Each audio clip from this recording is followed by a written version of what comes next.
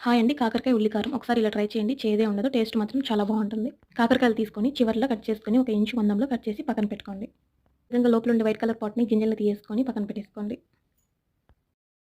ఇప్పుడు కడాయిలో 1 table spoon oil వేసుకొని, 1 స్పూన్ జీలకర్ర, ఉల్లిగడ్డ ముక్కలు వేసుకొని కొద్దిగా ఫ్రై అయిన తర్వాత వెల్లుల్లి, చింతపండు, పసుపు కూడా వేసుకొని ఫ్రై చేసి పక్కన పెట్టేసుకోండి.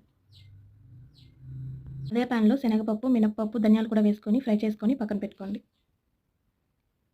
అదే పాన్‌లో కొద్దిగా ఆయిల్ వేసుకొని కాకరకాయ ముక్కలు వేసుకొని సాఫ్ట్‌గా ఫ్రై చేసుకొని పక్కన పెట్టుకోండి. ఫ్రై చేసుకున్నవి మిక్సీ జార్‌లో వేసుకొని దానిలోని కారం, ఉప్పు వేసుకొని మెత్తగా మిక్సీ పట్టుకోండి. ఇప్పుడు కాకరకాయ ముక్కల్లో ఉల్లి కారం ఈ విధంగా స్టఫింగ్ పెట్టుకొని పక్కన పెట్టుకోండి.